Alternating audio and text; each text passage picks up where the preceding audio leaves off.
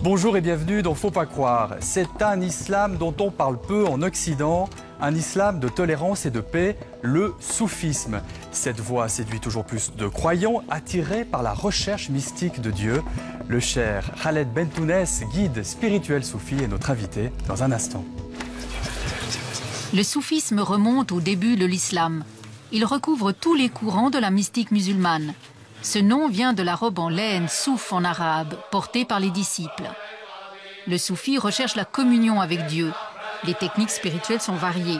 Il y a par exemple l'invocation infinie de Dieu, la répétition de ses noms, comme ici à Paris. C'est une parole qui se répète, mais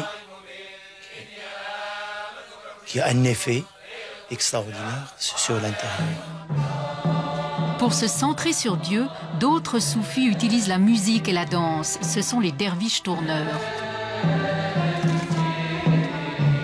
Dès le XIe siècle, les disciples se regroupent autour d'un maître spirituel et s'organisent en confréries dans l'ensemble du monde musulman. Ils contribuent à la diffusion de l'islam, notamment en Turquie. Le soufisme devient une religion populaire. Des tensions existent avec l'islam officiel, puis la voie soufie est acceptée par les docteurs de la loi. Aujourd'hui, le soufisme a du succès en Occident. Il y eut un temps où je faisais reproche à mon prochain, si sa vie n'était pas proche. Le chanteur français Abdel Malik, par exemple, d'origine catholique, s'est converti à l'islam, puis il a choisi de devenir soufi. La confrérie Alaouia a été fondée il y a 100 ans à Mostaganem, en Algérie. Elle regroupe des dizaines de milliers de disciples en Afrique du Nord, au Proche-Orient et en Europe. L'arrière-petit-fils du fondateur, le cheikh Khaled Bentounès, en est aujourd'hui le guide spirituel. Enfant, il reçoit une formation religieuse et il est initié au siège de la confrérie. Il étudie ensuite le droit et l'histoire. Son père meurt brutalement en 1975. Il devient alors à 25 ans le nouveau maître spirituel de la confrérie. Depuis lors, il parcourt le monde pour faire connaître le soufisme et pour transmettre son idéal de fraternité, de paix et de tolérance.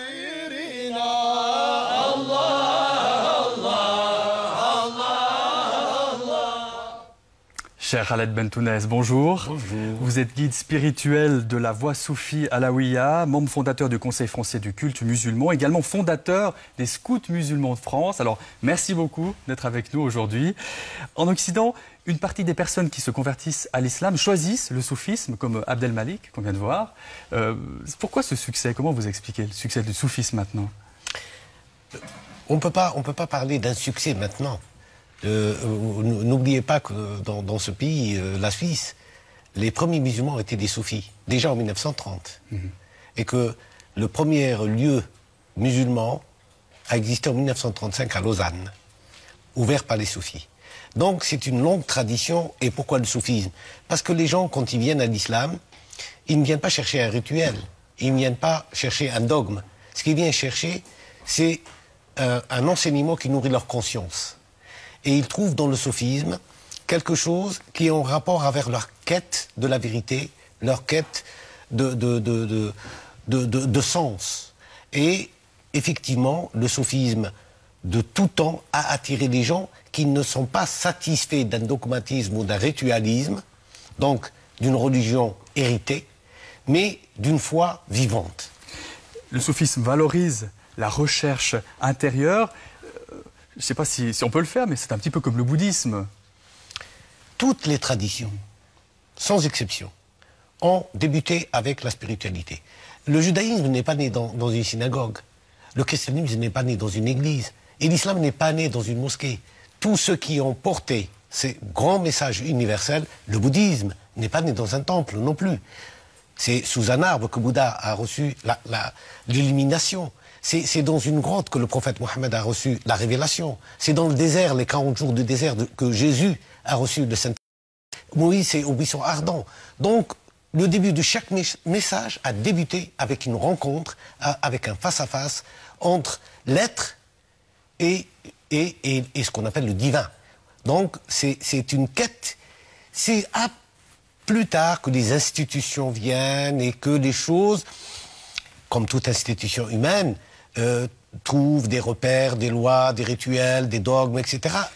Alors justement, le soufisme, comme vous nous le présentez, tolérance, paix, a l'air bien loin de l'image qu'on a de l'islam, parfois dans les médias, ici, en Occident. Malheureusement, l'image négative de l'islam aujourd'hui produit une inversion des valeurs que véhicule cet islam traditionnel, spirituel, depuis la nuit des temps. Le soufisme a qu'un siècle. Ce n'est pas une secte. Il a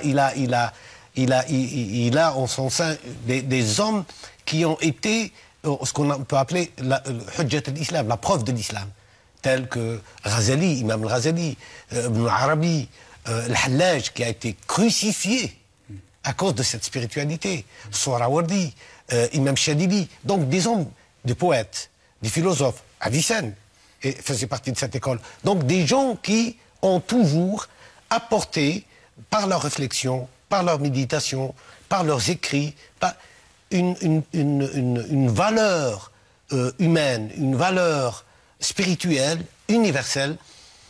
Rumi, c'est le livre qui se vend, Jalaluddin Rumi, de Kounia, c'est le livre qui se vend le plus dans le monde. Vous nous parlez de spiritualité, d'un islam spirituel. Vous organisez d'ailleurs un congrès ce week-end à Genève avec pour titre un islam spirituel, libre et responsable. Le soufisme, c'est un islam libre, plus libre? Oui. Il n'est pas plus libre, il est libre tout simplement. Parce que il est inscrit dans le Coran lui-même, nulle contrainte en matière de religion. On ne peut pas contraindre quelqu'un. Et ce verset concerne un père qui voulait convertir de force ses enfants. Donc on voit que la conscience, on ne peut en aucun cas contraindre une personne à une religion. Alors qu'aujourd'hui, nous sommes dans l'inversion des choses. Quand on est d'une famille musulmane, on prend cet héritage, on prend cette croyance. Mais entre la croyance et la foi, il y a une différence. La croyance, elle est héritée. On l'hérite de nos parents. Mais la foi, c'est quelque chose qui se construit par nous-mêmes, par notre propre quête de la vérité, et surtout par notre comportement, par l'excellence des rapports qu'on en tient avec le prochain, avec la création et avec le divin. Quelqu'un qui prend la religion uniquement à titre de pratique religieuse, oublie que la religion, c'est le chemin qui mène vers Dieu, vers l'amour, vers la fraternité, vers la réalisation de soi, de son projet de vie. On sent que l'accent que vous mettez dans l'islam n'est pas le même que l'islam entre guillemets traditionnel, un islam où l'on peut-être s'intéresse plus à l'observance de la loi, à ce type de notion. Vous, par exemple, ce n'est pas ça que vous mettez en avant. Mais c'est pas ça, parce que l'islam n'est pas ça. Aujourd'hui, l'islam que vous appelez traditionnel, il est plutôt l'islam étatique, ou l'islam politisé, ou l'islam idéologique. Alors que l'islam est d'abord un message universel qui a été amené à l'humanité pour lui donner le sens de la fraternité universelle. Quand le prophète nous dit, par exemple, vous êtes tous d'Adam et de terre, quand il dit que les hommes sont comme les dents d'une peigne, donc dans leur égalité devant Dieu, quand il souligne que le sens de l'islam n'est pas dans la pratique, mais dans l'action, dans ce qu'on fait, dans l'action du bien.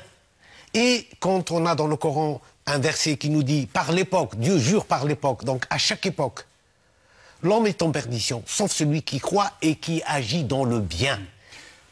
Cher El-Bendounès, vous êtes en train de nous dire qu'on s'est éloigné d'un certain islam originel. Oui, tout à fait. Et comment on en est arrivé là? Eh bien, on est arrivé à...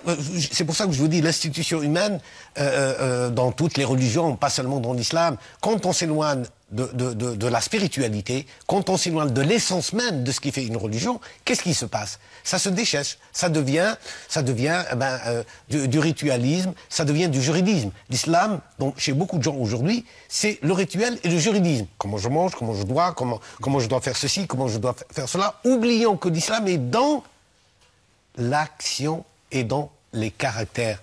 Le prophète a dit, j'ai été envoyé pour parfaire les caractères. J'aimerais parler avec vous de la situation en Suisse. En Suisse, ce sont les cimetières, puis le voile, puis les minarets qui posent problème. On a l'impression qu'il y a toujours un obstacle derrière l'obstacle. Oui. Pourquoi on est dans cette situation-là aujourd'hui? Mais oui, parce qu'il y a deux choses. Il y a d'abord, je parlerai des musulmans eux-mêmes. Les musulmans qui viennent et qui résident en Europe, pas seulement en Suisse, parce que ce problème se pose partout. Aujourd'hui, en Europe, ont des gens qui prêchent un islam communautaire ou communautariste, qui les coupent un petit peu de la réalité sociale, politique, culturelle des pays où ils sont. Les musulmans un islam importé? Un islam importé, et puis par la force des choses, les musulmans qui sont venus, pour le plus grand nombre d'entre eux, étaient des ouvriers. L'islam, depuis les années 20, la mosquée de Paris date de 1926. Et les musulmans ont formé, en quelque sorte, une communauté de foi, mais elle est dans la diversité. Vous avez des musulmans maghrébins, vous avez des musulmans asiatiques, des musulmans d'Afrique noire. Donc chacun a apporté à la fois ses coutumes et ses traditions. Et dans l'habit ou dans la façon d'être, c'est toujours, on privilégie un islam qui est devenu aujourd'hui normatif, mondialisé, importé d'un lieu bien précis. Par exemple le voile? Par exemple le voile. Et il y a mille et une façons de se voiler. Vous savez que nous avons par exemple dans le désert, c'est l'homme qui se voile, c'est le Touareg qui met le tegelmoust, qui se voile. C'est pas la femme. Donc, au Maroc, c'était la djellaba. En Algérie, c'était le mlahfa. En Turquie, c'était tchatchaf. Et puis d'un seul coup, on arrive petit à petit à donner un costume religieux. Il n'y a pas de costume religieux musulman. Il y a des coutumes et il y a des coutumes, c'est tout. Si j'ose dire, on se trompe parfois de combat chez les musulmans quand on met, disons, des règles très précises sur le voile. Aujourd'hui, on veut, disons, en Europe. Alors, la deuxième partie, c'est que l'Occident doit faire un effort. L'islam est une réalité aujourd'hui occidentale, européenne. L'islam est aujourd'hui à la deuxième, troisième, quatrième génération. Il faut que l'Occident comprenne que l'islam fait partie de ce corps de la nation européenne. Même s'il y a longtemps en Andalousie, il a, pendant 8 siècles, été incorporé dans l'islam d'Occident. Mais aujourd'hui, on doit comprendre que les musulmans, tout en respectant leur dignité, parce que cette image négative produit du négatif. Donc on renforce chez les musulmans par le rejet, parfois, de leur foi. Et surtout, ça, c'est les médias doivent jouer un rôle ici important en clarifiant le débat et la situation. Merci beaucoup, cher Khaled Bentounès, d'avoir été avec nous. Pour en savoir plus sur votre parcours et l'histoire de la confrérie, vous nous proposez La fraternité en héritage aux éditions Albin Michel. Vous avez également publié Thérapie de l'âme, une approche thérapeutique originale qui s'enracine dans la spiritualité soufie. C'est aux éditions Koutoubia. Puis on invite les personnes intéressées au soufisme à se rendre ce week-end à un congrès qui se déroule à Geneva Palexpo. Le programme complet est sur notre site internet fautpascroire.ch. Ce congrès, bien sûr, ouvert à toutes et à tous.